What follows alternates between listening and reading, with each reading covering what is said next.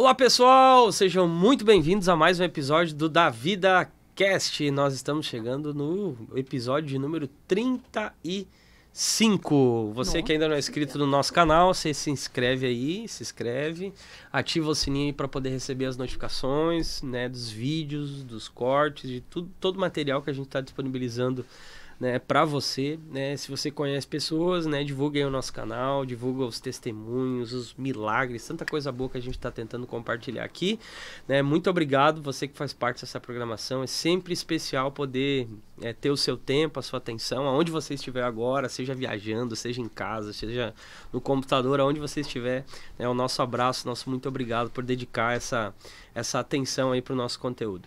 Mas queridos, essa programação ela só existe. É óbvio, né, que Deus nos deu essa ideia, deu esse projeto, mas também pelo carinho, né, dos nossos queridos patrocinadores, e eu quero poder citar eles aqui. O Giase Diógenes Consultoria Imobiliária, você que é corretor de imóveis, né, o Giase tem muita coisa bacana, né? Procura ele lá no Instagram, você vai encontrar lá as informações.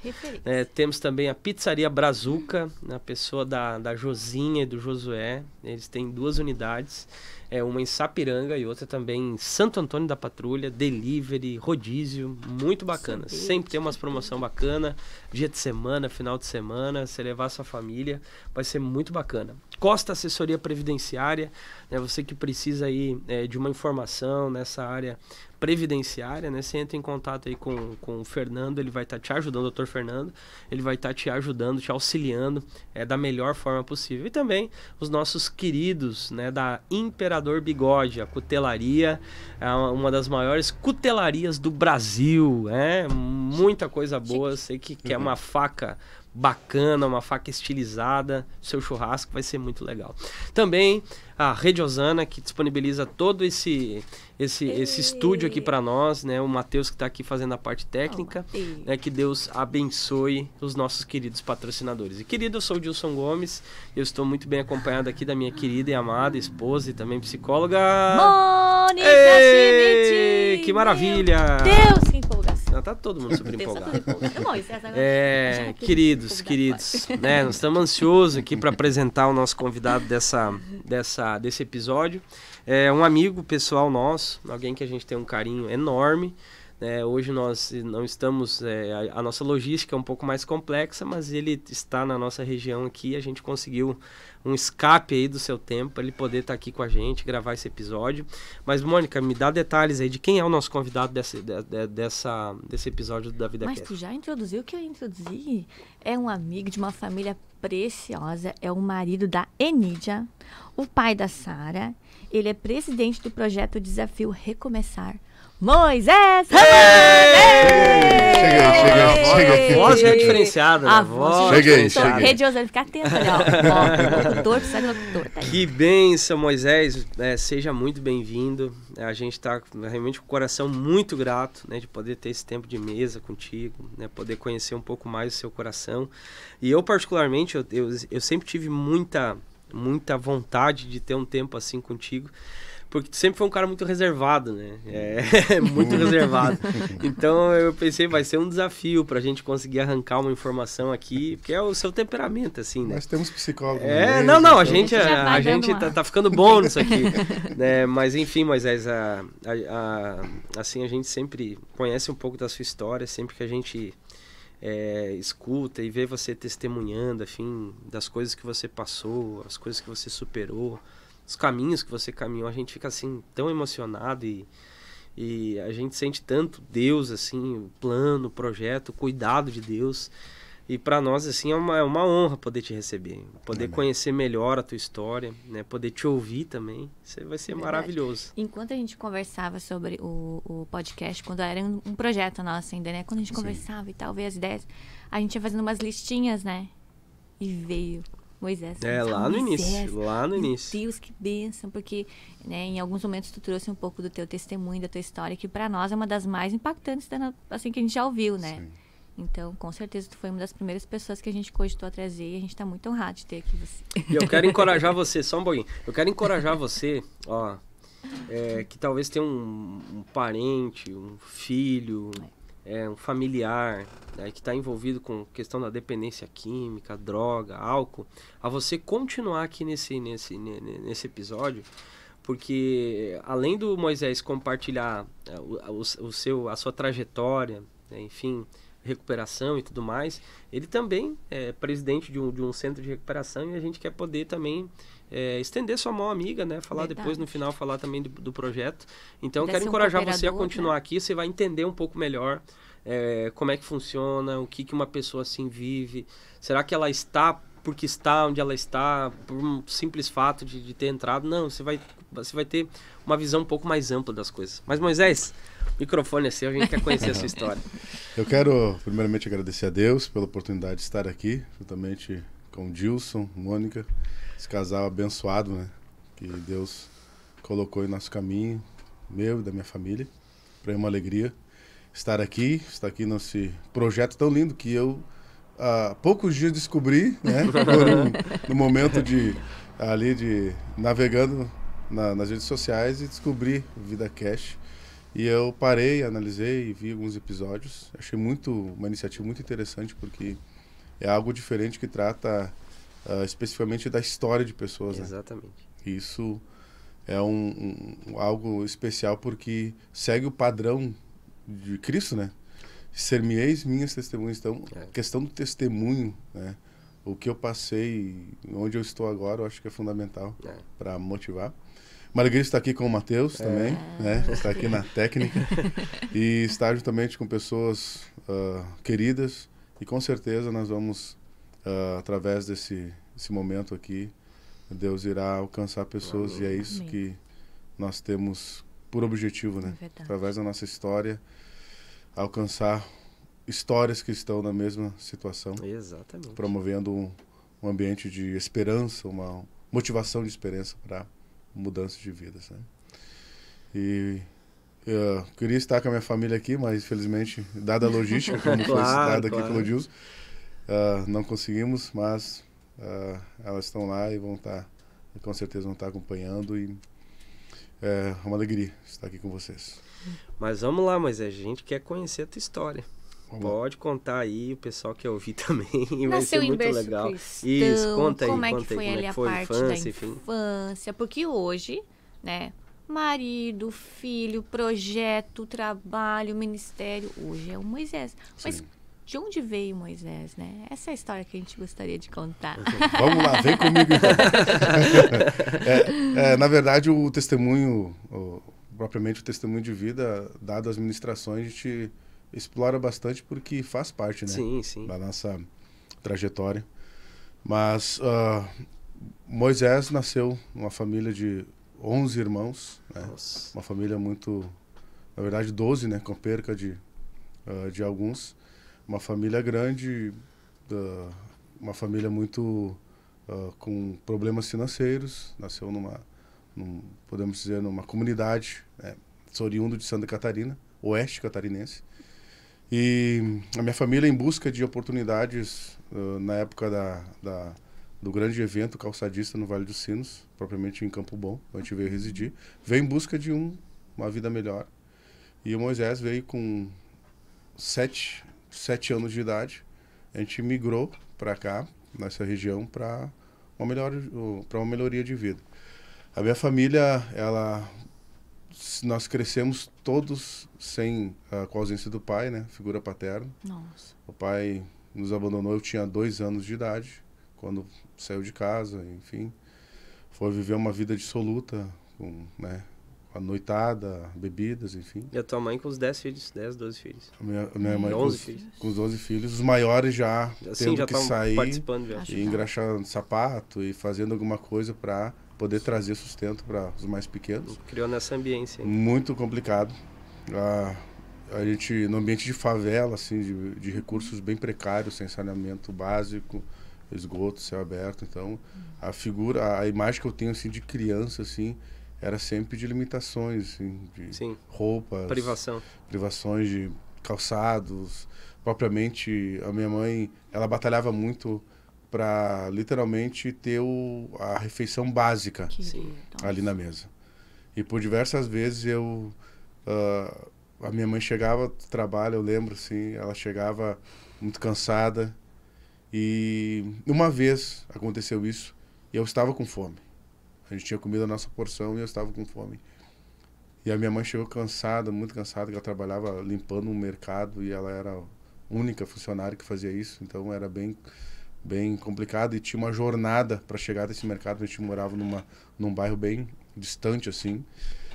E eu lembro que ela vinha a pé com aquelas sacolinhas e tal, toda aquela jornada de...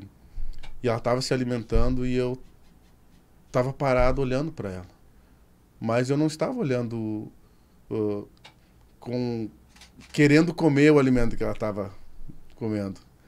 Mas quando ela me olhou assim, ela me viu olhando, ela encheu os olhos de lágrima e ela pegou e me deu o prato dela. Eu sabia que ela estava com fome, que ela... era o momento dela, mas ela pegou assim aquela... Era uma farofa que ela pegou, me ofereceu assim. E eu olhei para ela e, tipo assim, na minha cabeça, não era o que eu não queria comer, eu estava olhando para ela, admirando ela. Sim, o esforço. Sabe, o esforço dela. Bem. E ela prontamente me deu o prato dela, achando que eu estava com fome. Nossa. Então, a minha mãe, ela lutou muito para manter esse padrão e nos criar dentro de uma visão correta, muito uma mulher de fé, uma mulher de fibra, que buscava sempre nos trazer para oração, ainda quando na sua crença, né, ela fazia com que nós entendesse que existia um Deus e ela falava muito sobre o meu nome. Era para ser, todo mundo queria que fosse Fernando. Sim, né? E ela queria ser Moisés. E ela não Moisés, porque eu estava fazendo curso bíblico e Deus falou que era Moisés. E todo mundo disse, não, é Fernando, é o único Fernando. E propriamente o meu nascimento também foi muito complicado. O parto, ela teve muitas dificuldades, porque era muito grande. E para o parto, ela sofreu muito, teve risco de morte. Eu fui tirado com uma ferragem, com uma espécie de... né, um parto muito complicado. E ela disse, não. Vai ser Moisés. Aí ficou Moisés Fernando. Herdei, não me livrei do Fernando. Os Fernandos que verem esse episódio aqui, o nome é benção, mas eu prefiro Moisés Fernando. Então, eu cresci nesse ambiente de limitações, a família toda, né, vivendo essa limitação, os irmãos mais velhos saindo para trabalhar e, né, promovendo a provisão para os menores. E isso, ainda na minha infância, eu comecei pelo ambiente onde eu cresci, de limitações, a gente vai aparecendo algumas janelas, algumas cenas, né, que tu começa a observar desde a infância, de drogadição, propriamente o alcoolismo, né, minha família toda de músico, meus irmãos todos músicos, até foram músicos, alguns profissionais, e sempre nesse ambiente de bebida, de drogas lícitas. Então a gente cresci com essas referências. Minhas referências, na ausência do pai, foi aquela pessoa que estava ali mais próxima, amigos, e a gente vai crescendo deformado. Sim. Com essa ausência. Figura paterna, ausência paterna é muito cruel, né? Quem teve essa infelicidade de crescer com a ausência dessa figura paterna é algo que falta. Eu sofri muito por causa disso. Meu pai sumiu com 2 anos, quando eu tinha 2 anos, apareceu novamente quando eu tinha uns 12, depois sumiu de novo, sabe? E daí o que me doía no coração. Sim. Sabe por quê? Essas indas e vindas são mais terríveis ainda. Por quê? Por que não gosta de mim? Eu era, e como tu falou, eu sou muito intro, eu guardo muito. Então, e a minha família, para tirar alguma coisa de mim, a minha mãe, então, é quase que impossível. Faz parte da minha personalidade essa de me fechar, e é uma autodefesa também que a gente busca. Foi um mecanismo que tu teve também para se defender na vida. Na vida. Então, logo muito cedo eu comecei a ter esse contato com essas drogas lícitas, e muito cedo também eu comecei a ter contato com as drogas ilícitas. Então, eu não tive essa infância, foi muito rápido. Na minha chegada no Rio Grande do Sul, a gente já acelerou esse processo. Então, em um momento, Foi na porta de escola, entendeu? Então, tudo que aconteceu num ambiente que a família achava que eu estaria seguro. Olha só. Então, o meu contato com a droga em si foi na porta do colégio, né? Em Campo Bom. E o pessoal estava ali fumando, né, um cigarro de maconha. E eu, a princípio, percebi que era algo ilícito, pois estavam, né, numa posição de se esconder. Naquela época ainda tinha esse tom marginalizado. Sim, né? exato. Hoje infelizmente. Mas era algo, e aquilo me impactou, digo, e, sabe, eu fugi, a primeira vez fugi, o grupo, né, ali, eram pessoas que eu sempre convivia, aí quando eu percebi o comportamento, eu fugi, a primeira vez, eu saí, mas depois, com a pressão do momento ali, e eu cedi e dei o primeiro contato com... Sim, foi o primeiro passo aí com a questão da dependência. Da dependência química. Então ali foi, no primeiro momento não entendi muito bem qual era o efeito, o que significava aquilo ali, mas enfim. Logo após, então foi muito rápido essa descida, os degraus, né? Não é subindo, é descendo, né? No primeiro contato até as próximas etapas, que era exatamente o envolvimento mais pesado. Então, era uma criança ainda já vivendo esse momento. Então, a minha família ficou desesperada, né? Então, todo o aparato familiar, os meus irmãos, a minha mãe se mobilizaram de todas as formas, de todas as maneiras para tentar me resgatar ainda no início da iniciação. Mas, infelizmente, não conseguiram as vias de aconselho, possíveis, né? Conselho e tentativa de terapias, enfim. Não houve êxito porque já era da minha personalidade, eu não consegui me expressar. Sim. Então, guardava tudo para mim. E a droga caía como uma luva. Mas, amor à primeira vista. Então, foi o primeiro contato, né? Então, foi muito rápido. Foi muito rápido o avanço. Né? Tipo, da maconha para cocaína. Da cocaína inalada para endovenosa, intravenosa, né? Intravenosa. E da intravenosa, posteriormente, o contato com o crack. Então, foi muito rápido essa ação destrutiva que me levou muito cedo a ir para as ruas. Porque a minha família, eu agradeço, claro que não seria um exemplo em relação a algumas situações, mas a minha família foi muito enfática e a minha mãe foi uma postura muito firme. Ela sofreu demais, ao ponto de eu chegar em casa, a minha mãe se ajoelhar na minha frente, em lágrimas, e ela dizer, por favor, eu acho que os meus irmãos vão ter acesso a esse material. Eles não falei para ninguém. Primeira vez que eu estou tocando nesse assunto. A minha mãe, por diversas vezes, ela se ajoelhava na minha frente e chorava. E dizia o que eu tenho que fazer. No momento ela ainda fazia uso do tabaco, né? Ela era fumante. E eu lembro que uma vez ela pegou o cigarro dela e ela disse, eu paro com o cigarro, eu paro. Pra te ver bem. Eu paro, eu não fumo mais. A mãe para também. Tu para, mãe para, vamos parar. A mãe para com o cigarro, tu para de fazer isso. E naquele momento o coração tão endurecido, a droga nos torna, literalmente, eu costumo usar esse exemplo lá dentro da comunidade terapêutica, nós tornamos tão insensíveis, tornamos monstros, né, emocionais, a ponto de essa insensibilidade... Desconsiderar qualquer vínculo, ainda que seja materno. O vínculo materno, eu acho que é uma coisa muito importante, muito forte, né? Mas, infelizmente, eu não ouvi o apelo de uma mãe desesperada de joelhos na minha frente. Aquilo, para mim, no momento, assim, no primeiro momento, foi algo muito impactante. E eu levantei ela, para, mãe, não faz isso, o que é isso? Eu tô bem, eu vou ficar bem. Mas ela vendo a minha situação, porque na época eu estava também fazendo uso de solventes, passou aquela fase de loló. Pegou a fase de usar na intravenosa e também de usar... Antes de descobrir o uso né, das drogas injetáveis, teve um ápice no momento ali, em 99, 2000, né, por ali foi o ápice da questão do loló na região aqui. É verdade. A cola, o loló foi... Era uma droga mais acessível. Acessível e foi devastadora, né? Então, ali eu lembro de estar caminhando com 2 litros de refrigerante. Daí a gente botava uma corzinha que era para disfarçar, então colocava uma gelatina, alguma coisa ali para dar uma cor diferente, né? Para pensar que fosse um suco, alguma coisa, né? Então, eu ficava naquela situação. Então, esse processo de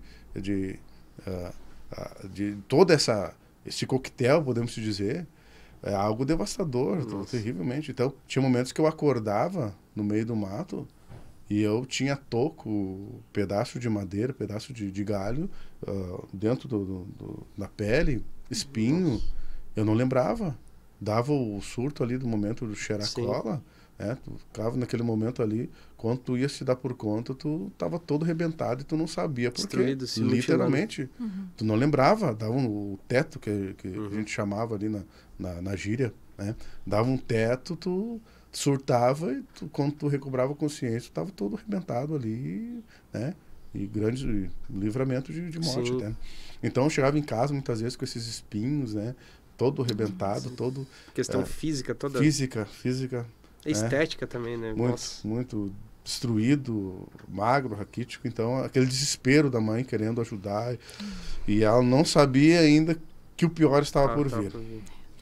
Então, quando eu fiz o uso, né, da droga injetável, foi algo terrível. Foi um momento que eu literalmente pensei que mais tarde, né, a gente vai chegar lá, mas... Eu pensei literalmente que aquele ali era o meu fim, sabe? Eu cheguei a um estágio que eu aceitei. Né? Quando eu estava na rua e não conseguia mais me levantar, literalmente debilitado, e não conseguia pedir comida. Chegou ao ponto, né? Sim. De tão fraco. Eu aceitei aquele quadro. E eu pensava assim, já tinha experiência com a palavra, e eu pensei...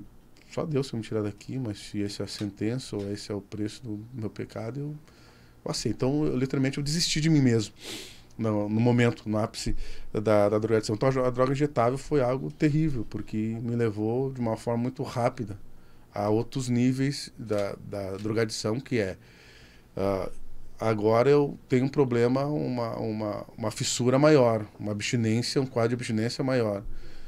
E eu tenho que fazer coisas para poder suprir, adquirir a droga. Então, tu começa a ser introduzido no mundo do crime. Primeiro, que é a questão do tráfico ali local, pega um pouco aqui, leva para lá, até por ser de menor, né? Então, tu leva aqui, guarda aqui no meio do... Né? Então, começou esses pequenos, posteriormente, envolvimento com roubos, pequenos furtos, né? Que vai evoluindo em roubos. Enfim, é uma ação terrível, né? Um ciclo destrutivo. E eu fui subindo, ou descendo esses degraus, né? Da drogadição e da marginalidade associada. Marginalidade associada. Então, aponto exatamente pelo fato de ter uma disposição, né? É algo, a gente sabe hoje que é espiritual, mas é aquela pessoa que não tem medo. Sim. Né? Perde totalmente o sentimento e faz, simplesmente faz. Então, essa descida, isso me machucou muito de fazer pessoas sofrerem e esse quadro, sabe, machuca bastante de tudo que tu pensa que isso me martirizava. Lá a gente superou hoje devido à experiência e o tratamento em Deus que a gente teve, tudo, acompanhamento também dando centro de recuperação, mas isso machucava muito de fazer pessoas sofrer, né? Então hoje tu vê esse quadro social e fica mais fácil tu ajudar pessoas. Sim, tu consegue enxergar a pessoa a partir não do que ela está fazendo, mas... Eu tive lá, eu vivi isso, então isso é muito interessante no tratamento. Eu acho que deve ser desconfortável, deveria ser muito desconfortável para ti, porque tu mesmo disse que veio de uma família grande, de uma mulher de fibra, batalhadora. Então não há nenhum padrão marginalizado na família. Não. Imagina, Então eu imagino o quão desconfortável pra ti era poderia isso, ter, né? Porque uma coisa é tu pegar uma pessoa, por exemplo, que vai pro mundo do crime, se o pai era traficante, a mãe era não sei o quê. Mas eu acho que pra ti era complicado ver, pô, meus irmãos todos trabalham, minha mãe, todo mundo. Né? Eu acho que mistura um grau de vergonha também na história. Né? Tu trouxe uma questão muito importante, né, dentro desse... Porque eu não tive exemplos para isso. A minha mãe era um exemplo de integridade. Integridade moral. Aquilo, sabe? Não é teu. Né? Nós somos pobres, nós temos dificuldade, mas somos honrados. Olha só. Não tem... eu peguei as bergamotas ali. De quem é as bergamotas? As bergamotas que a gente falava lá. Devolve. As bergamotas, né? Não de pediu. Quem é? Não, ali tava no chão, não interessa. Tá ali, não é teu. Sabe? Então a gente cresceu a nossa família cresceu com esse padrão moral muito forte. E quando até eu nunca tratei esse assunto com a minha mãe. Sim. Então hoje ela não está mais entre nós.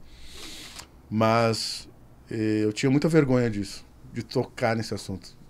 Demorou muito tempo, não faz muito tempo que eu comecei a tocar em alguns detalhes dessa minha da passagem pelo submundo das drogas, exatamente por causa dessa culpa que vinha, porque eu fui ensinado por uma mulher guerreira, de fibra. Não há nenhuma referência negativa nesse aspecto. E tanto é que todos os meus irmãos, nenhum tem esse desvio de conduta, né? Sim.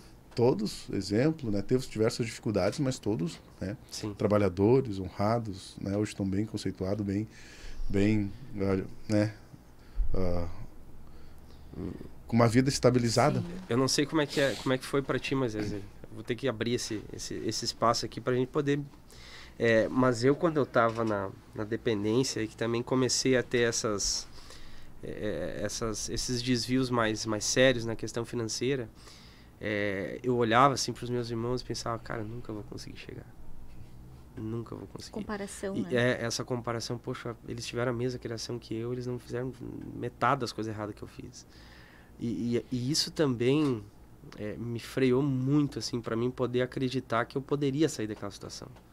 Porque eu olhava, poxa, mas olha o que eu fiz, cara, falsifiquei uma assinatura, falsifiquei um recibo, não paguei tal conta, disse que eu ia pagar e não paguei. Então isso não era comum na minha família, né? Entendeu? Então, para mim, até a conduta deles positiva me fazia mal. Fazia mal, porque eu pensava, cara, olha quem eu sou, quem eles são, sabe? E essa comparação, só que não adiantava. Na hora que tu tava ali na função para conseguir alguma droga, tu fazia o que... e depois vem o peso, o né? peso, O peso da cobrança e é o tribunal da consciência, né? Que não tem como escapar. Não tem. E então essa minha descida, né, foi muito rápida e ao ponto que, como a gente estava falando, eu desisti de mim mesmo.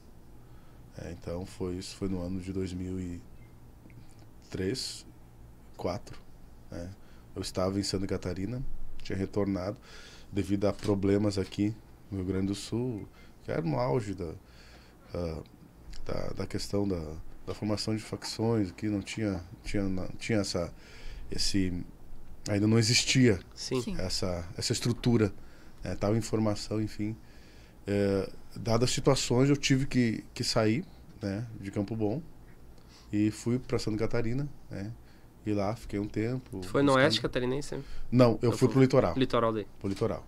Ali tentar viver e, né, enfim, tentar uma fuga geográfica para uma mudança. Comecei bem e tal, mas, enfim, o problema estava dentro de mim e não adianta. Onde tu tiver, só mudou de estado. Só mudei. só levei os problemas. Então, em Santa Catarina, foi o momento mais crítico, podemos dizer.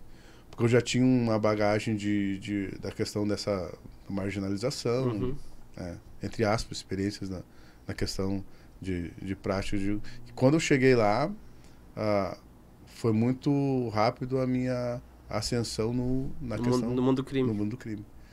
Então, cheguei numa praia lá, um exemplo, chegando numa praia lá, o cara olhou pra mim, não, vem cá, é tu mesmo que eu tava querendo. Nunca vi o cara. Tem que ser espiritual, né? Não adianta.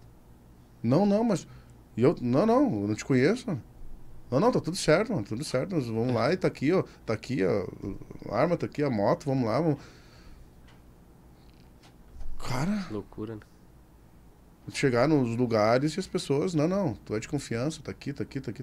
Sabe, algo como se eles te conhecessem há sim, anos. algo muito terrível. Muito terrível. A gente sabe que hoje é uma questão espiritual. Mas pra ter uma ideia, em uma região de Florianópolis... Eu cheguei, em 2 meses, eu era o segundo do escalão do topo lá. Algo que não é normal. Sim. Algo terrível. Que a gente sabe que era uma ação para me prender de tal forma para mim não estar aqui hoje. Não está aqui. Então, este era o projeto maligno, mas Deus chegou primeiro. Glória a Deus, aleluia. Graças a Deus. E, então, daí começou esse envolvimento de tradição e... Eu não sei se pode falar tudo aqui. Pode. Depois faz corte. Não, vai tranquilo. Porque tem coisas que é bem mais delicado, né? Não. Então, nessa questão do envolvimento com o crime, eu gerenciava a parte de... Isso me marcou bastante. Eu gerenciava a parte de receber a chamada no mundo do tráfico, as mulas. Que vinham do Mato Grosso do Sul, uma cidade, né? Mato Grosso do Sul. Eles vinham com a droga ingerida, no caso, cápsulas no estômago. Olha só. E eu recebia essas pessoas na minha casa e essas pessoas ficavam lá até tomar o laxante e né? Isso era, para mim era, sabe, que ali foi algo muito terrível, assim, sabe? A que ponto chega o ser humano pelo dinheiro, pela droga. E se propor a isso, né? E eu fazia parte daquilo ali, sabe? Tanto é que eu deixava lá os laxantes, comprava de caixa, né? Fechado de laxante e saía. Eu não ficava ali porque eu, sabe, tinha alguma coisa que me incomodava. A gente sabia que era, Sim. sabe, o ensinamento lá atrás da família, tudo, esse contexto que sobressaía. Então, eu recebia essas pessoas e ouvia histórias dessas pessoas, né? De mulheres que estavam ali porque tinham uma criança para criar com dificuldade, com deficiência. Eu tô aqui pelo meu filho, eu tô fazendo isso porque, sabe, várias situações. Não, eu tô aqui porque constrangedor, constrangimento total, né? E daí tu, naquele momento ali, e tu impossibilitado de falar qualquer coisa, porque aquilo ali era a tua matéria-prima, era teu negócio, né?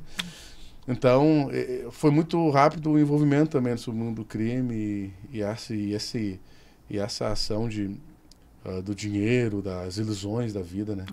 Então, de uma hora para outra, eu estava lá como um gerente na área ali. Então, tudo aquilo me levava a aumentar o uso, né? Sim. Então, o inimigo estava ali.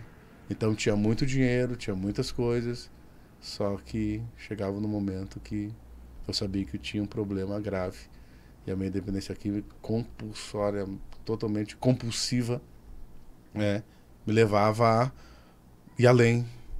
Então, numa dessas questões, eu tive um problema nessa logística, onde perdi uma quantidade de droga e tive que fugir. Então, houve uma perseguição, enfim. Resumindo, então isso foi uma ação para mim ficar numa cidade, na rua, literalmente. Na rua como mendigo, porque ali eu entendia que não ia ser encontrado. Seria mais difícil me encontrar. Então, ali era o ambiente seguro. Só que a dependência química continuava, né? Sim. De uma forma... Indiferente o lugar que estava. Diferente do lugar. Níveis e níveis, né? Sim. De estar lá na mansão, com Sim. personalidade, com pessoas né?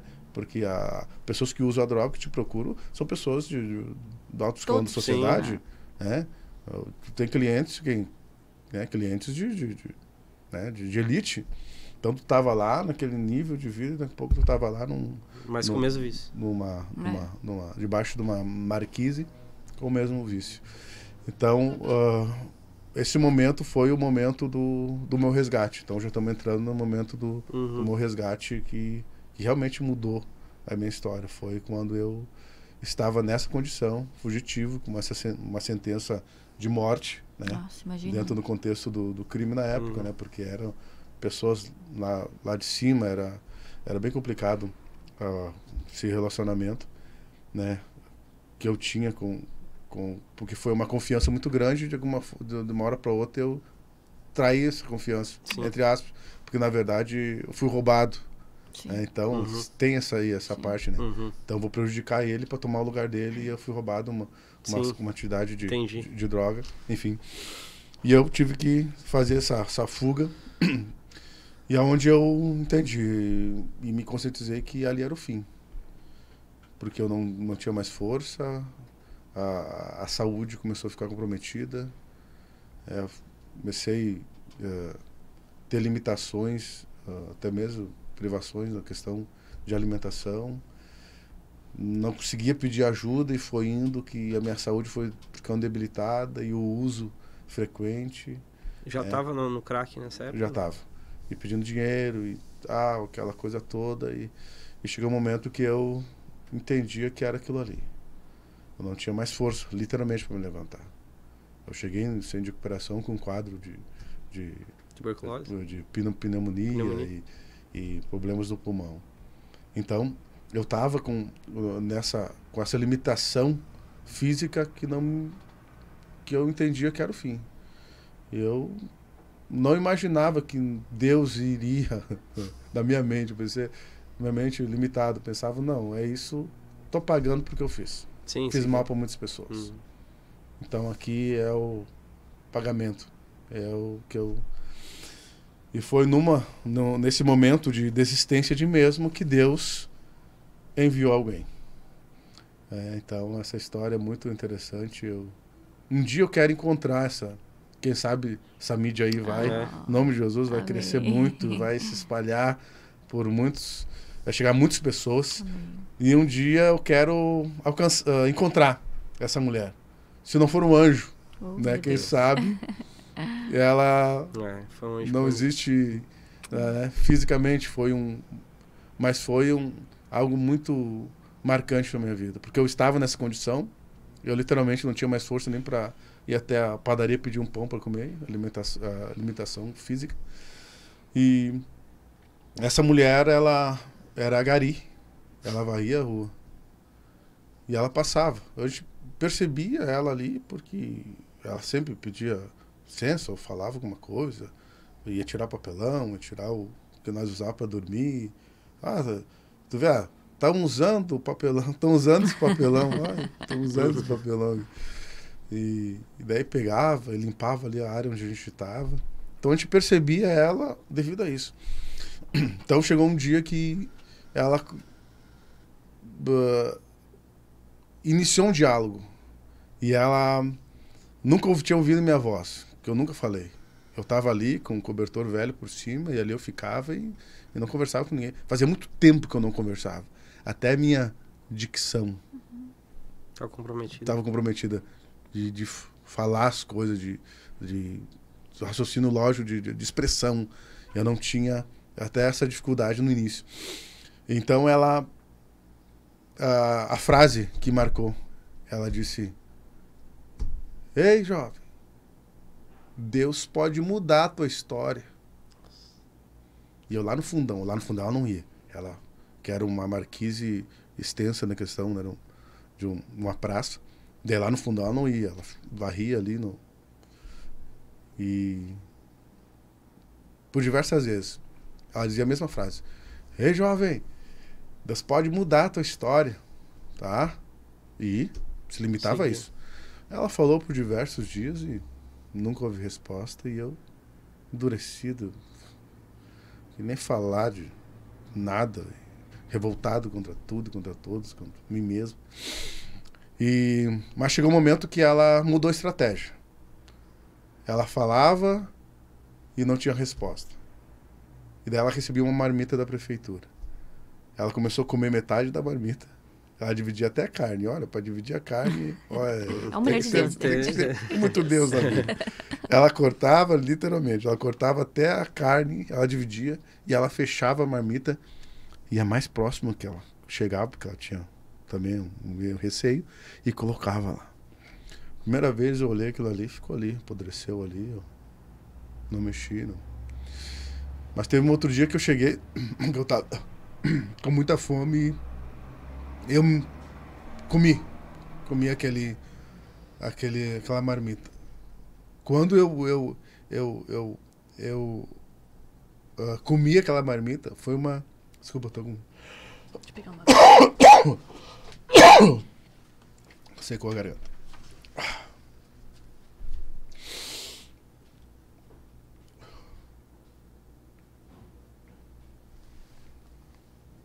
Pode ir seguindo aí, Moisés. Traz água. Tomar traz água. Vou amplificar a garganta.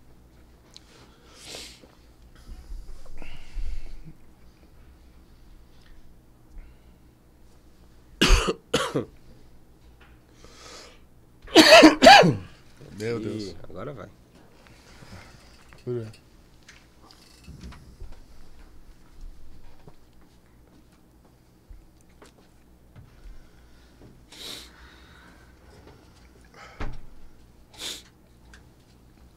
Então, voltando a esse momento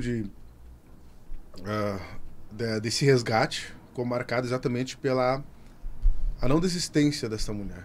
Isso me marcou. Porque tentou falar comigo e não teve resposta. Nenhum retorno. Nenhum, nada. Eu olhava ela, eu olhava pra ela, eu lembrava que ela tinha um cabelão comprido, muito grande, me chamava a atenção. Né?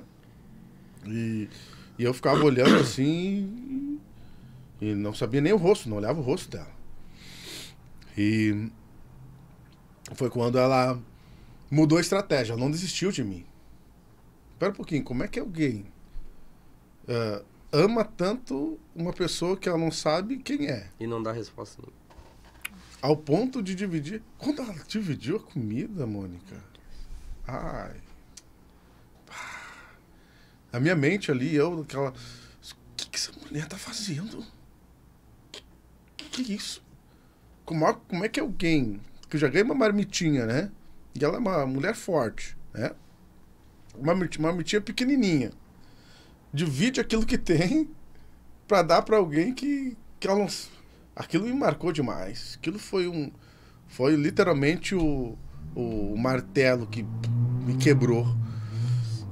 E daí quando ela viu que eu comi a marmita, nossa. Ela trazia pão, ela pedia nas padarias. Depois ela me falou, né? Ela pedia cuca, ela pedia tudo. Chegava lá e botava pra lá. E eu disse, na minha mente, pensei, não, comida tá garantida agora, então tô tranquilo, agora fome eu não vou passar, né?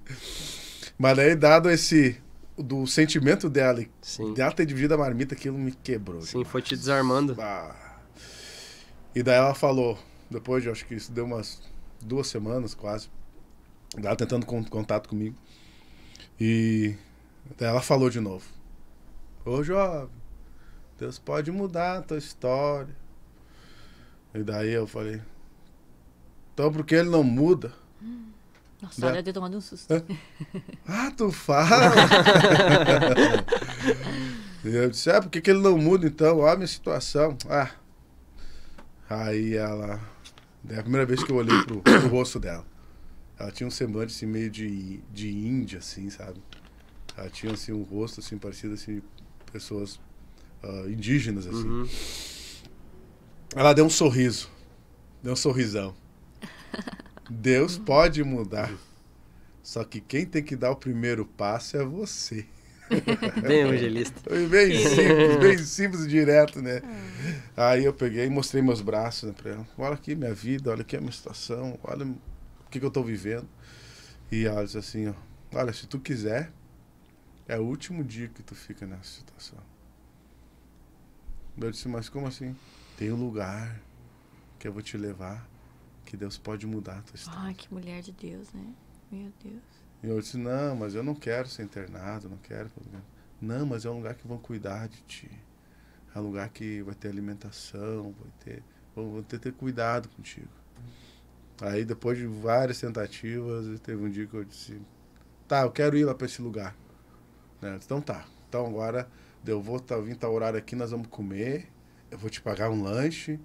Só que eu não podia entrar naquele restaurante ali porque eu pedia comida e dinheiro ali na frente, então me corriam ali, os garçons me viam e já saia correndo atrás de mim. Então eu disse, não posso entrar ali. Daí ela disse, não, tu vai entrar. Porque é a última vez que tu vai entrar assim. Amém. Aleluia. Glória a Deus. Daí, quando eu cheguei na porta, os garçons já se armaram, né? Daí ela disse assim, ele tá comigo. E daí eu disse, meu Deus, tô com glória a Deus. Daí separaram uma Olha mesa só. ali e eu todos, meu Deus do céu. Todo sujo, todo... E ela, pede o que tu quer comer. Daí eu disse, não, pede tu, qualquer coisa, bem, tá bom. E ela começou a falar. É a última vez que tu fica aqui, que tu entra assim. Porque antes disso, ela perguntou meu nome. Qual é teu nome? Aí eu disse Moisés. E ela disse, e é profeta de Deus. Ela começou a falar, me olhando assim, e eu comendo, e ela, tu vai viajar por muitos lugares. Meu Deus. Tu vai levar a palavra. Deus vai te usar. E eu, Meu beijo, cara, que mulher louca da cabeça da minha mente, né? Viajar, pregar a palavra. Se eu tô com dificuldade até de falar. Como é que eu vou falar da palavra, né? Da minha mente, né? E aí já dizendo, tu vai ser um homem de Deus, tu vai ter uma família, Deus vai te usar. E eu ali comendo e ouvindo ela, e eu queria comer. E ela me levou pro centro de recuperação. E eu cheguei no centro de recuperação, destruído, né, totalmente doente, cheio de... Tanto é que eu tive que ficar no quarto alguns dias, porque não tinha condições de me levantar. Mas glória a Deus que nesse centro de recuperação não pediram quanto eu tinha no bolso. Se eu podia, me abraçaram, me ajudaram. Foi aqui ou foi lá? Foi lá, o primeiro contato foi lá. Aí depois eu retornei, e foi onde eu dei entrada no Desafio Jovem Luz no Vale. Lá fiquei uns dias, não consegui ficar o tempo necessário, saí, recaí. E daí eu estava no litoral do Rio Grande do Sul, aonde foi 2006, onde foi a minha internação que realmente mudou áreas que precisavam ser mudadas. Hoje eu dei entrada no Luz no Vale, no ano de 2006, vindo de Xangri-Lá. Estava ali numa situação terrível também, de envolvimento com várias situações erradas. E alguém me pagou a passagem. Eu não lembro quem, não consigo lembrar quem é. Alguém me pagou a passagem. E a palavra da pessoa que me pagou a passagem, vai e volta pro lugar que tu sabe que tu nunca deveria ter saído. E eu peguei o ônibus Unisul, desembarquei na rodoviária de Campo Bom. Cheguei em casa, depois de muito tempo. Nossa. Muito tempo. Quando eu cheguei em casa, assim, a minha mãe... A mãe começou a chorar. Meu filho. Nem contato não tinha? Não. Eram desaparecidos. Desaparecidos. Tava desaparecido por muito tempo. E ela começou a chorar. E meus irmãos falam que todo dia e essa era o costume dela, todas as orações. Ela dizia, Deus, onde está Moisés? Nossa.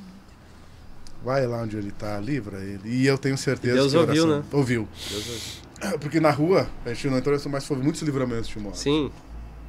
Porque na rua é horrível. É roleta russa. E uma dessas questões, desse livramento de morte, foi um envolvimento, uma discussão com um morador de rua. O vulgo dele era Piauí. Ele era lá de cima. E naquele desentendimento a gente brigou, discutiu. Só que eu estava tão fora, tão delirando das drogas, que chegou um momento que eu não tinha mais força e eu apaguei. E eu acordei de madrugada com esse morador de rua dando martelada na minha cabeça. Eu até tenho uma marca na minha testa, né, que ainda é essa marca. O Piauí que deixou. A marca. Só que assim, eu tava deitado E eu acordei e vi ele vindo. Numa mão uma faca e outra um martelo. E eu fiquei no estado de sono que eu não conseguia me mover. Eu vindo, ele chegando e eu não conseguia me mexer. Então ele deu o primeiro golpe de martelo. Foi quando eu fiz uma esquiva para me enrolei na coberta. Consegui correr. Ele não conseguiu me alcançar. Aí depois a gente se encontrou. Claro que eu queria tirar satisfação, enfim. Aí ele disse, não, por favor. O neguinho me chama. Eu quero só te falar uma coisa. Aquela noite lá, eu fiquei bebendo perto lá da tua jega, que jega é o lugar onde que se dorme, na gíria.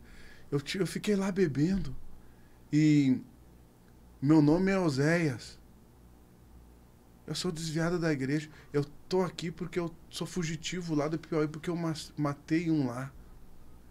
O meu pai é pastor. E quando eu tava ali, eu podia ter feito... tu tava dormindo. Mas quando eu tava prestes a te matar, o Deus do meu pai falou comigo. Nossa, que forte. Há uma promessa na vida desse homem. Não faz nada. Não faz nenhum mal. E ele falando assim, ó, de longe, eu não sei se tu acredita, mas busca uma igreja. Te vira aí. Eu tava querendo quebrar a cabeça dele com uma pedrada que eu tava na mão, e ele falando de Deus, dizendo pra mim pra uma igreja, vai tu pra igreja. Eu falei pra ele, vai tu pra igreja. Bravo. Me deu uma martelada. Eu com a marca, vai tu pra igreja, bravo. Só que depois eu... Sim, entendeu a história. Fui juntando tudo, eu digo, meu Deus, que cuidado. É. Que cuidado, que livramento. Então, essa ação de centro de recuperação foi algo providencial e foi o que mudou a minha história. Em 2006 eu dei entrada no Desafio Jogos do Vale, irmão Nelson Moraes, meu paizão, abençoado, e ele já me conhecia, porque as minhas irmãs já tinham pedido ajuda para ele. Sim. Na época ele não tinha centro de recuperação ainda. Uhum. Ele tinha recém saído de Três Coroas. E ele já me conhecia, tentou me ajudar. Tentou ir lá em casa, só que quando ele ia por uma porta, eu fugia por outra. Sim, escapava. Escapava para ele não me encontrar. E ele me deu um abraço. Eu todo sujo. Eu tava numa situação bem complicada. E ele me deu um abraço e disse... Nós estávamos esperando por ti, aquele abraço de... o paizão. Aí ele disse, não, Deus vai mudar a tua história. Daí a velha frase do Nelson Moraes, né? Tu tem uma chamada. Tu tem uma chamada de Deus. E eu pensei, não é que eu acho que eu tenho mesmo. Não, Deus vai mudar a tua história. Fiquei de 2006 a 2009. Fiquei ali, servindo e sendo ajudado, e depois ajudando pessoas. E desde então, a minha vida foi em centro de recuperação. Ali eu passei por todas as fases ali de liderança. E posteriormente saí do Luz no Vale para abrir centro de recuperação. Sim. Fundar projetos. Sempre esteve envolvido. Sempre envolvido. E até que chegou o momento de... Nunca me imaginei... Leoli presidente. Nunca me imaginei sendo líder. Né? Sempre ajudei pessoas que tinham uma chamada. E agora eu estou na frente. Sim, plantou online. Que foi algo assim que nunca tinha no meu coração. Mas o projeto de Deus para me ajudar também.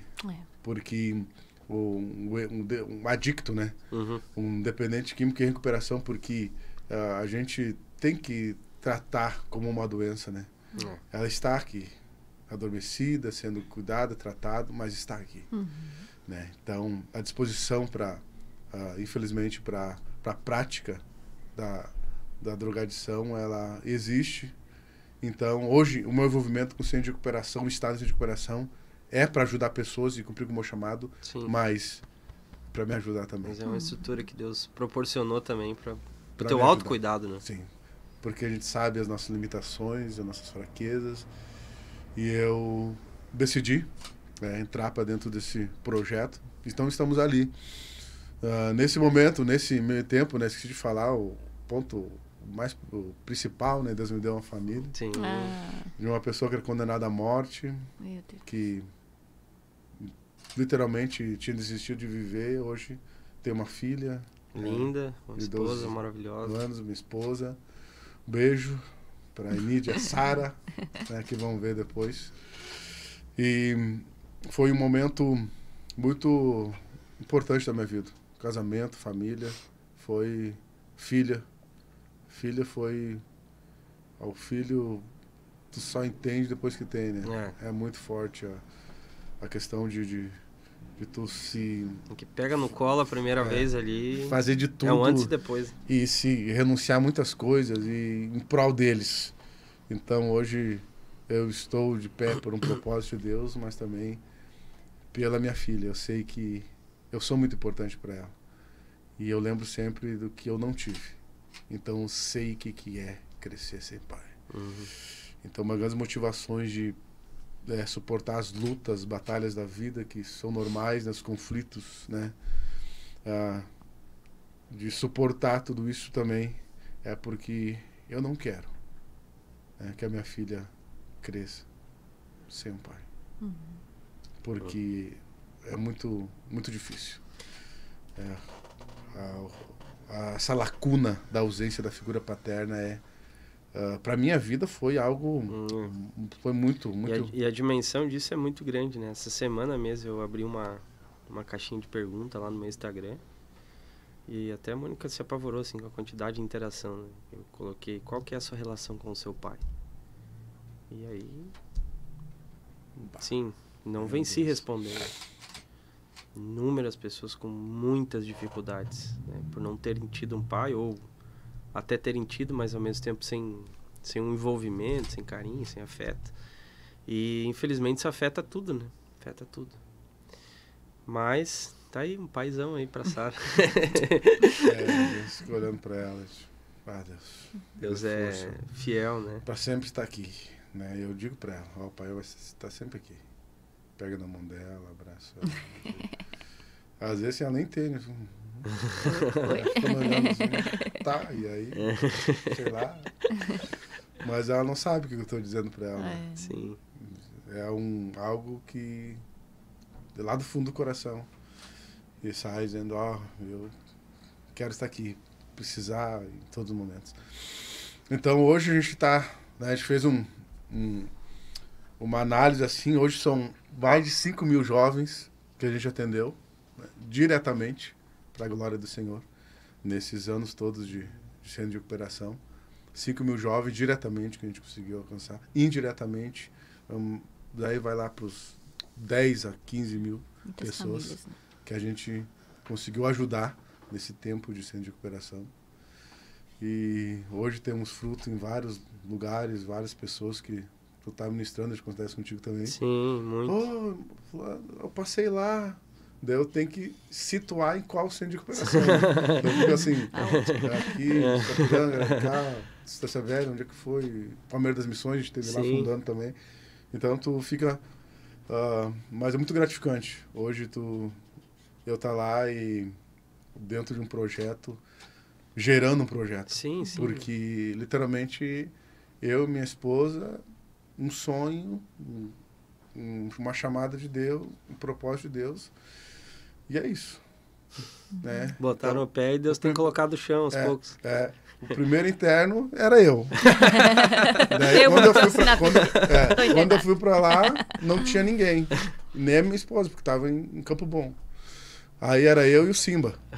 O Simba é o labrador que nós temos. Eu olhar pro Simba, o Simba olhar pra mim. Quem é que vai dar? Tipo o náufrago, assim, sozinho, né? Sozinho. Tudo escuro, uma chácara, assim, bem...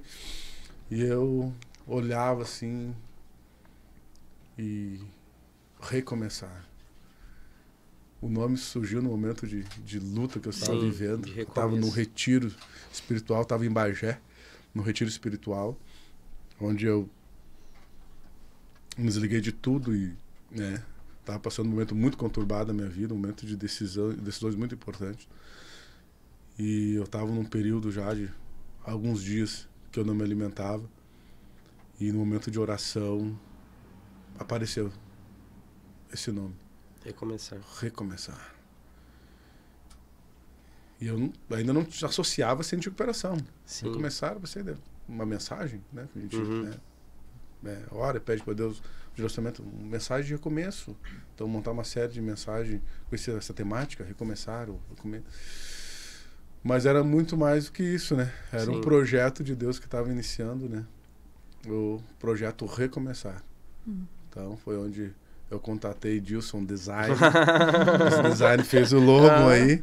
E nós estamos aí fazendo a obra. Hoje temos lá uma estrutura para capacidade para 30 acolhidos. Uma estrutura assim, ó, muito, muito boa. Deus nos presenteou com lugar, com pessoas que estão agregando pessoas. Sim, está agregando, conectando. Hoje a gente está, eu estou literalmente no centro da vontade de Deus. É difícil, doloroso. Sim. Mas eu estou onde Deus quer que eu esteja. Pois é. E onde Deus está, a paz habita, né? Então, há provisões, e a gente tem tantos testemunhos, meu Deus, na época da pandemia, lockdown. Imagina, a gente vivendo por fé e a obra por fé, e sem poder fazer culto, sem poder fazer programação nenhuma. Aí eu disse, não, vou fazer uma live aqui. Aí foi lá, fizemos uma live no Facebook, e uma pessoa lá dos Estados Unidos entrou em contato. Para ajudar o projeto. Para ajudar. Tu vê? Que eu me encontrei em Toledo pregando, um empresário que a gente ficou na casa dele lá, e a gente ficou uns dias pregando lá no Paraná. E dele vendeu tudo no Paraná, foi para os Estados Unidos e me achou lá na live. Eu disse, Moisés, até é um milagre, bem, porque eu nunca entro. Não tenho hábito. Não tenho hábito. Não tem nem tempo, ele disse, porque tem 2 empregos lá, esse trabalho. Sim, trabalho muito. Tem 2 funções aqui, então abri exatamente agora. Aí, mas o que tu tem aí? Um centro de recuperação, tal. Então tá, irmão Moisés, me passa a tua conta, eu vou ajudar por mês aí.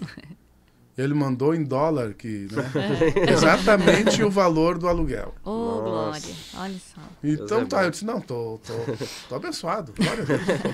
Testemunho do milagre. Durou exatamente o tempo da pandemia. Olha só. Não me falou nada, também não. Durou exatamente o momento, quando passou a pandemia. Era para aquele tempo. Era para aquele tempo. E Deus levantou e a gente veio vivendo esses milagres. Então a obra de Deus, Deus cuida, né? A gente tem vivido isso, tem presenciado a provisão diária da alimentação, de tudo. É lindo isso. E vendo Deus cuidar dos mínimos detalhes, né? Tudo, a porção diária. Deus está nos dando a porção diária. E eu digo, vamos ser fiel na porção diária. Porque na porção diária é só para hoje. É verdade. Amanhã também. A gente sabe que vai chegar. Sim. Mas também chega um momento que a gente vai chegar. Sim. Tem uma terra prometida aí, né? Claro. Tem um lugar que manda leite e mel. Uma Bíblia diz um lugar de largueza. Né? Só que a gente tem que estar preparado com as experiências do deserto para chegar lá. Então, e desfrutar de maneira saudável. Verdade. Né? Então, essa é um pouco da minha história. Que isso? Se dá um filme, um livro. Vamos escrever um livro. Moisés, com toda essa experiência aí, né, de comunidade terapêutica, trabalhando com pessoas jovens, enfim, todas as idades, com todos os tipos de dependências de drogas, listas e ilícitas, né? Como é que tu percebe o papel da família para a recuperação do adicto? Como é que tu, assim, percebe a importância do papel da família? Às vezes, além do confiar, porque às vezes a pessoa está tão, assim, descredenciada pela família, né? Qual que é a medida do confiar? Qual que é a medida do ser pulso firme? O que tu percebe, assim, se tu pudesse dar, assim, pontuar algumas coisas que tu acredita que hoje é o papel da importância do papel da família na recuperação do dependente químico? O que tu pontuaria? O que tu daria de conselho para um pai, para uma mãe, para um irmão, sabe? Que às vezes ou bajula demais, ou tá muito firme demais com essa pessoa que está em recuperação. O que tu poderia nos discorrer, assim, sobre essa parte? O tempo de de centro de recuperação, de tratar com família, nos faz ter alguns diagnósticos assim, em relação a isso. Por exemplo, a família, 60% dos casos de pessoas que não conseguiram ter isso na recuperação, eu coloco como grande parte da responsabilidade da família. Agravante. Aí tu diz, mas é o... Tá tirando a responsabilidade tirando a responsabilidade do cara, mas a gente vê tanta coisa dentro do centro de recuperação. Famílias que totalmente despreparadas. E a questão é que a gente trabalha muito lá exatamente a questão da família, de nós temos esse contato com a família, e até eu estava falando semana passada com uma família de lá de Bagé. Eu te espero um pouquinho. E ele começou a falar algumas coisas, porque eu tenho que ter isso, tenho que ter aquilo. Não, pera um pouquinho. Quem sabe no momento o que é melhor pro teu irmão somos nós. Então, eu estou convivendo com ele aqui, a gente está atendendo. Então, nós sabemos como deve ser tratado informações ou questões que deve ser trazido a ele ou não. Então, a família se colocou como um papel, não, mas é meu irmão. Não, pera um pouquinho. É teu irmão. Agora ele é um paciente. Aqui ele um tá, residente. Ele é um residente, ele está acolhido aqui. Então, agora é nosso. Então, a família, ela tem que ter a sensibilidade de aceitar a ajuda dos profissionais e da equipe que está cuidando do acolhido.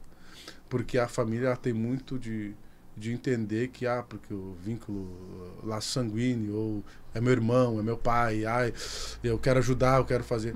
Mas ela tem que se submeter ao que a equipe técnica vai orientar. E ser fiel a isso, né? Do que o que é melhor pro acolhido é o que a equipe vai dizer. Eu sou bem claro dizer isso para as famílias. Porque senão não há... Poxa, tu vai trabalhar, mas daí a pessoa vai lá e vai definir o que tem que ser feito. Pergunta para mim. Um exemplo que aconteceu. A casa desse acolhido foi assaltada. E daí no contato que eles tiveram em ligação, a irmã falou que a casa foi assaltada. Isso é um gatilho pra pessoa ir embora, né? Cara, o cara... Não acrescenta, o que ele vai poder fazer, eu tenho que ir lá. Sabe? Então, são um dos exemplos. Sim. Então, são questões que... Informações que não convêm, né? Quem sabe o que é melhor para o acolhido é a instituição. Sim, que está trabalhando diariamente, vendo qual é o comportamento. Então, a família ela tem que ter esse papel e entender. É muito complexo essa questão. Porque a família tem que entender que ela vai ter que ser uma extensão do centro de recuperação para o resto da vida.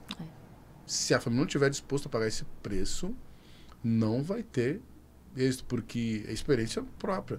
Eu saía do centro de recuperação e chegava numa família desestruturada.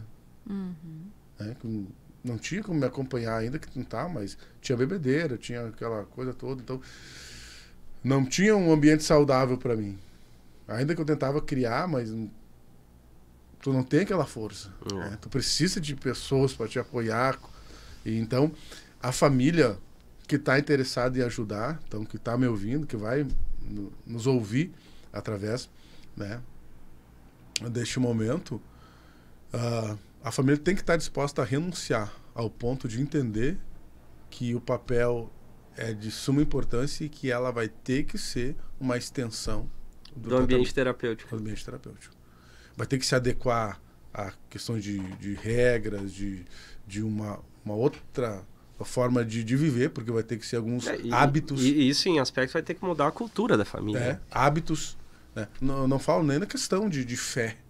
Não, porque isso é um outro... Uma decisão pessoal. Então, é uma questão de hábitos normais do cotidiano, questões, né, que a família sempre fez, que é errado, e vai ter que mudar alguma coisa.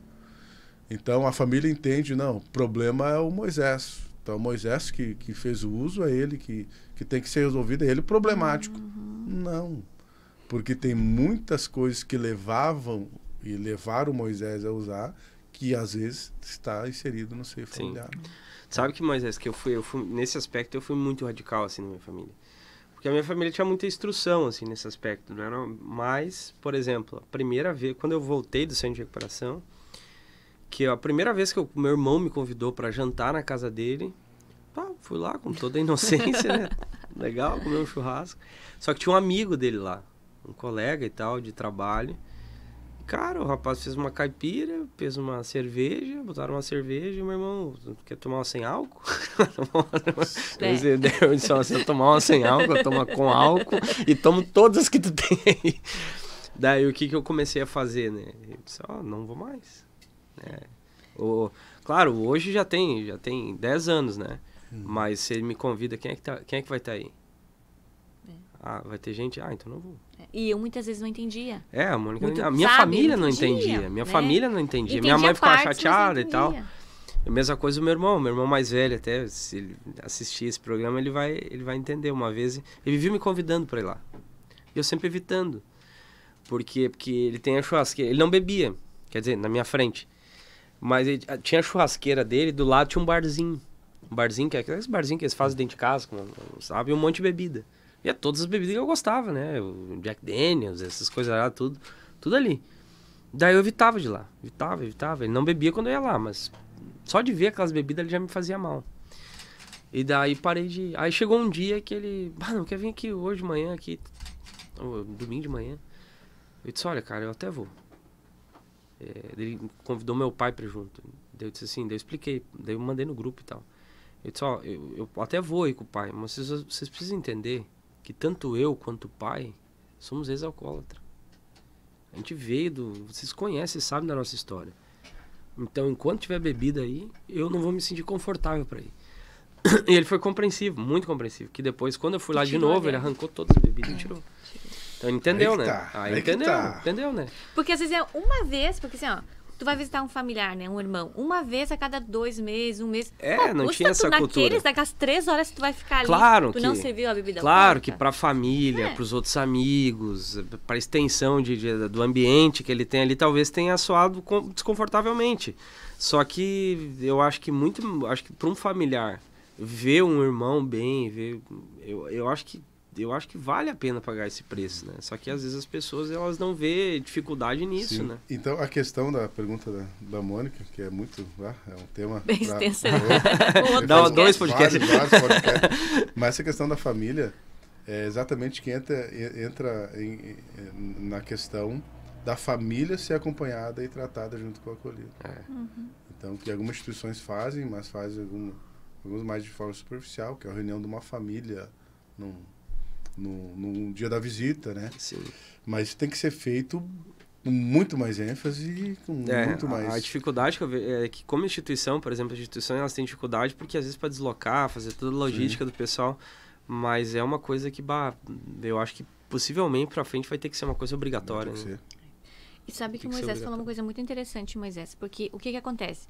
Quando a pessoa ela é internada em comunidade terapêutica, que é diferente de uma clínica de reabilitação, a gente tem uma conduta diferente. Se trabalha muito a parte espiritual. Então, durante, assim, muito tempo se ouve falar, né? Que tá curado. Deus vai curar. Deus pode curar, é claro que ele pode curar, mas às vezes a cura ela é a tua extensão da tua conduta. Sim. Como tu mesmo falou, aqui dentro eu ainda, se me apresentar uma garrafa aqui, eu vou estar tentado, né? O desejo continua ali, a dependência química continua ali. Então, é uma doença. Então, muitas vezes a gente tem essa linguagem, principalmente em comunidade terapêutica, de que não, tá curado. E aí a família que também tá ali meio tentando entender o que está acontecendo, se convence. Não, mas já ficou 9 meses, ficou 1 ano, ficou 2 anos. Não, tá curado. Não, e o problema é dele, não. Se ele não tomar, tá tudo certo. Então, acho que também tem isso, né? Claro, Deus pode curar. E tem pessoas, eu conheço pessoas até da minha família, que tu pode servir uma bebida ali, ele não vai tomar, tá tudo certo, ele não vai. Mas tem para algumas pessoas, essa propensão e essa dependência, ela é muito mais latente, muito mais séria, tem toda uma história muito maior. Então, existe uma cura, Deus pode curar, e Deus cura, ele é o único que pode curar, mas existe uma conduta que precisa ser feita para que essa cura dá manutenção, né? Aconteça, né? Sim, e até essa questão vai ser polêmico, né? Que a gente está trazendo a questão desse tema, mas eu enxergo hoje a dependência química como uma doença tratável. tratável. Agora, a cura, eu tenho alguma ressalva. Porque a gente foi muito tempo ensinado dentro de uma questão religiosa, né? Libertação, a libertação das drogas. A Bíblia diz, e conhecereis a verdade. Esse versículo é o clássico, né? E conhecereis a verdade vos libertará. 8:32 de João. Tá, mas e 8:31? Já parou para ler o que está escrito no 8:31? Se permanecerdes em mim, a constância, verdadeiramente sereis os meus discípulos e conhecereis a verdade. Então, para um pouquinho. Se permanecerdes em mim, verdadeiramente sereis meus discípulos. Então, há todo um processo para que essa verdade tenha impacto. Dessa libertador. Então, não é uma coisa... libertou. E eu tinha na minha mente. É a permanência nele. Eu tinha isso na minha mente. Entendeu? E tanto é que questão de recaída, para mim foi uma questão terrível, porque na minha mente eu tinha sido liberto. Espera um pouquinho. Como é que é esse negócio? Daí entra, ser vergonhíssimo. O cara é ser vergonha, o cara é questão moral, caráter, né? Sim, o cara é um mau caráter. Né? O cara se escondeu, estava escondido, enfim. Só que hoje eu consegui entender, e no centro de recuperação eu trato isso. Né? E pela graça de Deus estou tendo êxito, nós estamos tendo êxito em muitas questões, porque eu faço o acolhido entender que ele possui uma doença, né? Progressiva, silenciosa e fatal. E ele precisa ter consciência dessa doença para permanecer bem. Né? A doença está ali. E daí eu trago, de tantas ministrações, a gente trouxe a questão dos cegos, né? 3 cegos na Bíblia, todos com processos diferentes. Sim, de nascença, de Betsaida, de Jericó. Peraí, eu estou vendo homens como árvores. Uma visão imparcializada. É um processo. Entendeu? Tem um cego ali... E a cura foi diferente, um tô com lodo, outro foi com guspe. Sim, então um processo, entendeu? Vai até o tanque de... Espera um pouquinho, para que isso? Porque é um problema maior, é uma situação diferente. Do Bartimeu lá, vai, a tua fé te salvou. Espera um pouquinho. Para tu ficar bem, tu tem que entender o processo de salvação. Então, e seguir a Jesus. Então, o processo de seguir a Jesus. Para eu ficar bem, eu tenho que seguir a Jesus, entendeu? Porque a cegueira física só é um resultado, porque a principal é a cegueira espiritual. Então, tem essa questão. Nós temos que enxergar a dependência química como uma doença. É uma doença. Se origina comportamental? Sim. Na minha experiência. Né? É uma questão subjetiva, respeito às opiniões, né, de outras pessoas. Foi um problema comportamental? Foi. No início. Eu tive um problema de comportamento. Eu desviei meu comportamento. Foi lá, primeiro contato, cigarrinho de maconha, loucura, tá. A partir daquele momento começou a desenvolver dentro de mim uma doença, né, grave, que se tornou uma doença grave, que já passou da fase de comportamento, porque a família coloca tudo, não, comportamento, é sem vergonha. Não, não sei porque é sem vergonha, porque quer, porque... Não. Foi um processo lá de, entre aspas, o sem vergonha, o cara que não quer nada com nada, foi lá no início. Hoje, né, se desenvolveu com uma doença. E essa doença... ela vai ficar adormecida. Ela vai ficar lá dentro, vai ser tratada. A fé trata. A fé nos faz permanecer de pé. Mas a doença continua. Ela está ali, adormecida. A medicação espiritual, ela limita e interrompe. Né? Ela não ativa. Mas ela está ali. Se eu ou qualquer... outro adicto, né? Que adicto vem do vocábulo latim, quer dizer escravo de. Então, eu trato muito a questão do adicto lá, até na questão técnica, para eles terem consciência. Então, o que é um adicto? O adicto é o escravo de alguma coisa. Escravo de internet, pornografia. E escravo de qualquer coisa que se torna escravo é um adicto. Então, o adicto, ele vai ser sempre um adicto em recuperação. tratado, Em recuperação. cuidado pela família, por Deus, como Deus cuida de nós. E aquele texto de Tiago, que diz que nós somos engodados pela nossa própria concupiscência, né? Então é um espinho que nós vamos ter que estar sempre convivendo com ele e é isso aí. O diabético não tem cuidado do açúcar, né? O hipertenso. Então, a gente tem muito essa, né? Tem que desmistificar. É o que eu trago muito a questão do HIV. É. Uma doença que matou muitas pessoas, né? Que continua ainda. Mas o que acontece? A medicação, ela faz o quê? Ela silencia ela interrompe o ciclo. Então, não desenvolve. A carga viral se estabelece ao ponto, não foram poucos que a gente atendeu lá, a gente atendeu no centro de recuperação, que são, eu acompanhei pessoas morrendo por causa da AIDS, né? Pegou essa fase. Peguei a fase, cuidei de um interno chamado Tiago, né? No Uso do Vale, na época, na fase terminal, né? Tiago, a gente conheceu o Tiago. Não.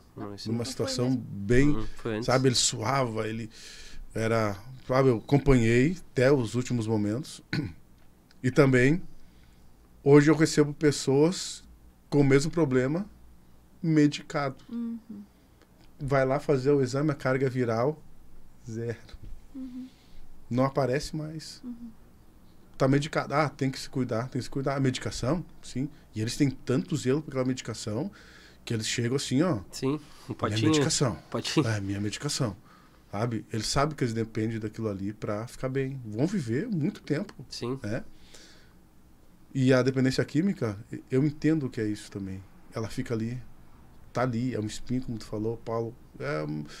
Tira de mim, não, é um espinho que tem que estar aí. É necessário, Paulo. Vai te esbofetear. Mas eu vou te dar graça, vai ficar aí, mas não vai te prejudicar e te impedir de você fazer a minha vontade. Viver uma vida boa, né? Saudável, então, conquistar. Hoje eu enxergo dessa forma e tem sido algo tremendo. Tenho experimentado algo tremendo em Deus, na minha experiência de vida. E quando eu passei a enxergar dessa forma, eu cuido muito. Sou um doente, então eu preciso me cuidar. Me cuido muito. Eu falo para os meus acolhidos lá, eu digo assim, qual é a minha diferença de você e eu? De eu e você? Nós temos o mesmo problema. É eu parar de me tratar, parar de me cuidar, parar de valorizar as pessoas que estão à minha volta, eu vou lá para o mesmo lugar que tu vai. Não é diferença. Eu estou há tanto tempo limpo e agora... Não, eu sou igual a vocês. Eu tenho o mesmo problema que vocês. A única diferença é eu quero mudar e ficar bem, quero cuidar da minha família e ficar perto da minha família. Enquanto tiver esse sentimento e eu fazer aquilo que tem que ser feito, evitar lugares, pessoas, né? Vai que eu vou conseguir. Então, o dependente químico, ele entender isso, sim, é crucial. Desmistificar a questão da questão religiosa que ficou incutido nas nossas mentes, né? Muito tempo que... Claro que isso é uma conversa que a gente vai longe, né? Mas isso é um conflito tão grande no nosso meio, por exemplo, evangélico, dessa ideia da libertação, que hoje, por exemplo, eu que acompanho muitos jovens aí que têm problema com pornografia e tal, eles acham que Deus vai agir de maneira miraculosa neles e vai... Eu disse, gente, não é assim, né? O processo da palavra é um processo de você vai pisando hoje, vai pisando amanhã, Deus vai te dando graça hoje, você vai fugindo da tentação aqui, você vai indo, você vai fugindo até o momento de ela não ter mais aquele mesmo domínio, e assim as coisas vão acontecendo, e vai acontecer até o último dia. Sempre que eu digo pra eles, quando eles me pedem ajuda, eu digo, até o dia de tu ser arrebatado daqui, tu vai estar nessa batalha. É assim, né? Mas até a questão foge um pouco do propósito do podcast, mas seria interessante fazer um debate sobre isso. Não, a gente tem ideia de fazer isso. A gente tem muitos planos. Sobre essa questão da recuperação em si. Sim. Entendeu? Para chegar porque tu tá falando ali, e me veio à minha mente que eu fiz uma dinâmica com eles lá. Como é que eu vou vencer? Vai aparecer uma luzinha? Sim, de maneira miraculosa. Claro que, por exemplo, assim, a gente nunca desabona, por exemplo, casos específicos que realmente foi uma força sobrenatural que... De uma oração. Exato. As pessoas se libertam. Eu, assim, tem alguns relatos, por exemplo, lá na minha cidade, naquela época, que teve um mover muito grande na nossa região, que foi o mover das tendas, né? com o pastor Isaías. Sim. Então, esse mover aí, aconteceu muito disso. As pessoas entram, o alcoólatra entrar com cheiro de bebida, com semblante de bebida, caindo, receber uma oração, sair dali se nunca mais usar, nunca mais tomar cachaça. Então, ninguém, não é desabonar isso. Só que não posso pegar a exceção e tratá-la como uma regra, né? É a questão... Aí vem aquela coisa, um é cego de nascença, outro é cego. Para cada um vai ter... A temática da pornografia, por exemplo, como é que se vence? Tem que descer, é um degrau por cada dia. Exatamente. Entendeu? A imagem, não somente nessa área, né? Mas você estava falando nessa área, e um dia eu tratei essa questão, dessa dinâmica lá com eles. Como é que eu vou vencer isso? É você descer um degrau cada dia. Uma batalha na mente. E aquilo que tu consegue, da mesma forma que a droga, daquilo que tu consegue te abster, não ir no lugar, não olhar no telefone. Tendo os devidos cuidados, né? Então, é a mesma coisa. São as mesmas cercas para drogas diferentes. Sim. Né? Não tem como. Que legal, mas tem que fazer um. Tem que fazer.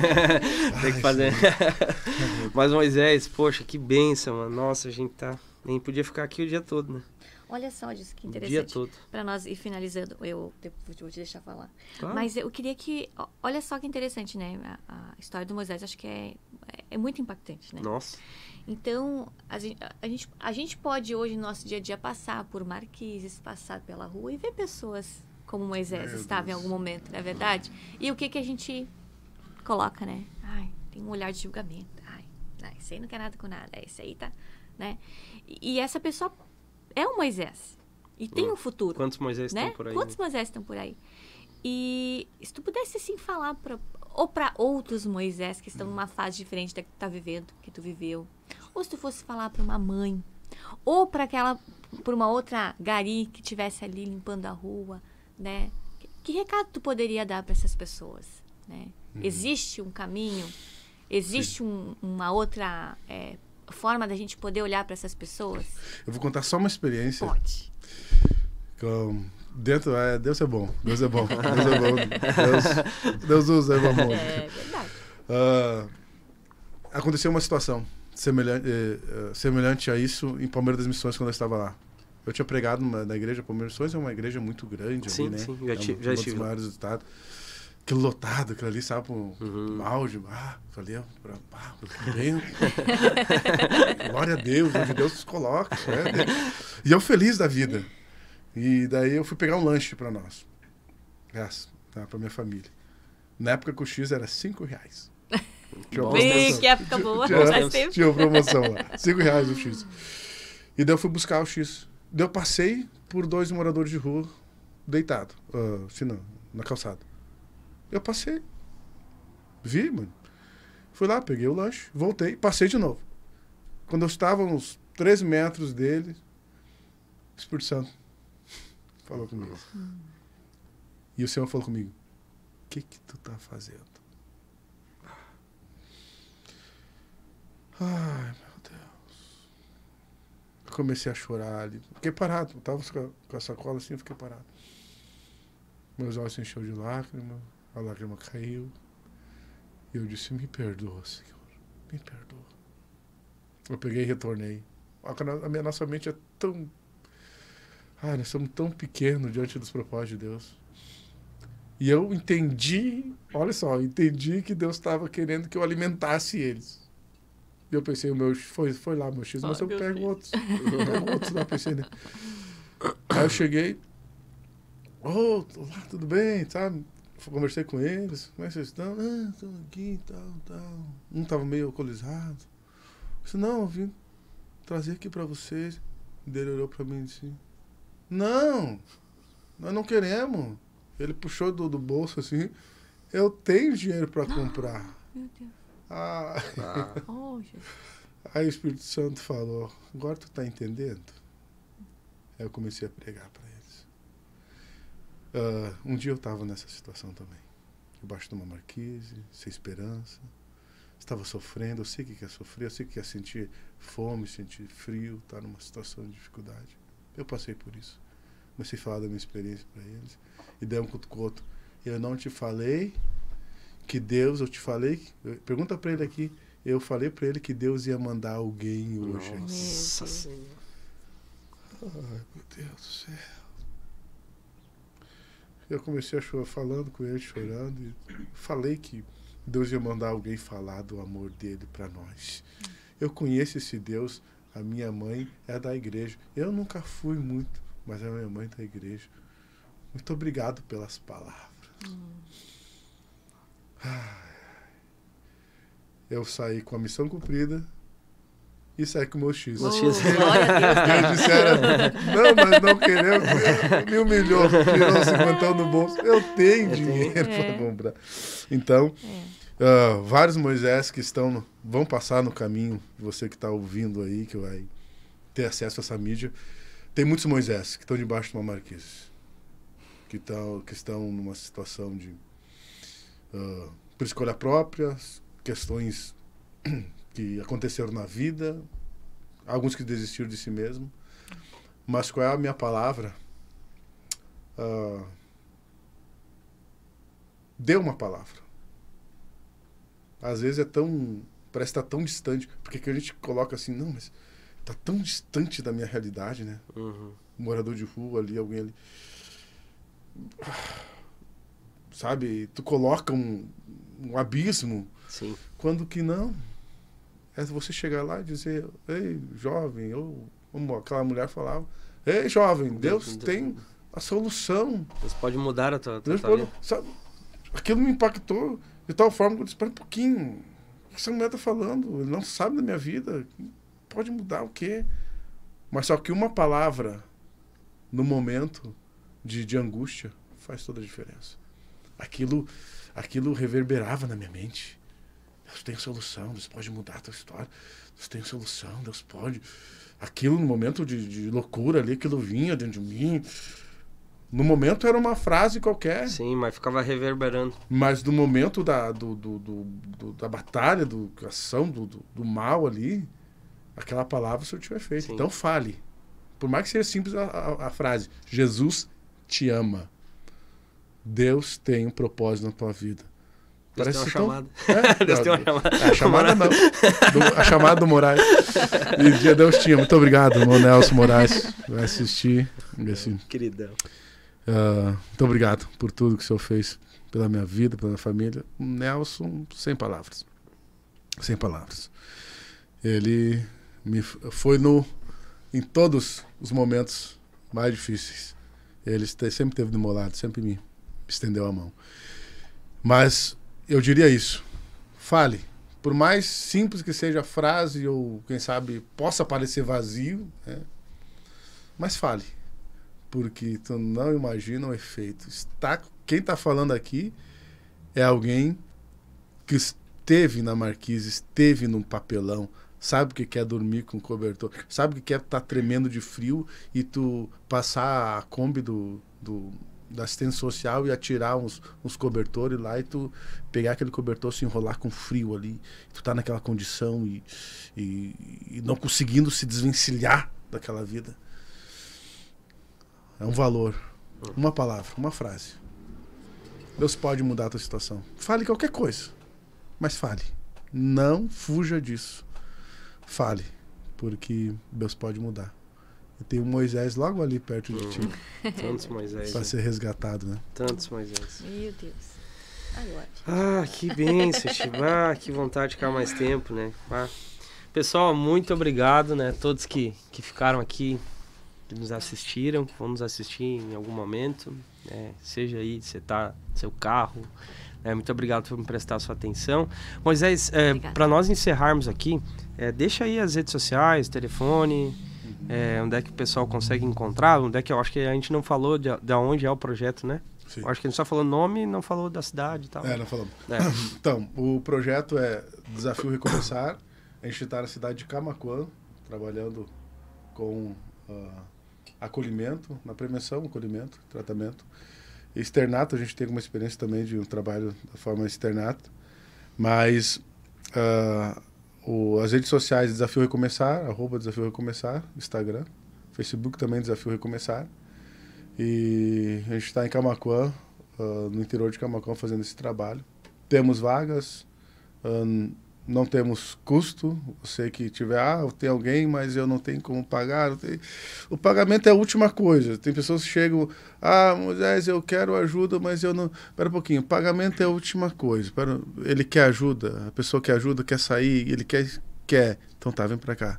Aí depois, então você que tem alguém na família, entre em contato conosco. Através das redes sociais você vai ter acesso aos nossos contatos de telefone, WhatsApp, enfim. E com certeza nós estamos ali. Deus tem alcançado vidas, pessoas têm sido alcançadas pela palavra, pelo tratamento, pela equipe técnica que tem ali tratando e ajudando. Maravilha. E hoje, Moisés, para nós poder divulgar aqui também, as pessoas que querem ajudar, como é que elas fazem? Entram em contato, o que precisa? Alimento, profissionais? Me diz aí quais são as necessidades da instituição. Hoje, graças a Deus, questão de alimentação é tremendo, né? Tá tremendo. A alimentação, Deus, assim, nos surpreende. A gente fez um evento lá junto ao Mercado Nacional, foi, assim, muito bom. Então, a alimentação, a gente sempre tem. Sim. A questão financeira, né, sim, a grande... uma necessidade. O custo estrutural da instituição. Então, você quiser nos ajudar aí, com certeza, entre em contato conosco pelas redes sociais. Nós temos o Pix, que é da conta da instituição, diretamente para a instituição, no CNPJ da instituição. E muitas pessoas estão fazendo, a gente recebe muita ajuda assim, de pessoas anônimas, assim, que de repente a gente vai lá, tá lá na conta. Que benção. Então, pessoas que nem querem aparecer, não querem ser publicizadas. Propõe no seu coração. Então, você pode entrar em contato conosco. A gente tem grande necessidade, né, para custear ali o interno. É muito caro, né? E, como eu falei, a gente vive milagres. Porque é um cálculo básico entre na época foi feito, dava R$1.060 com todo o aparato, todas as questões, né? Por interno. Por acolhida. Mensalmente. Então, isso é um valor muito alto, que somente, né, o poder da fé. De pessoas que querem fazer, que dão o primeiro passo, que vão...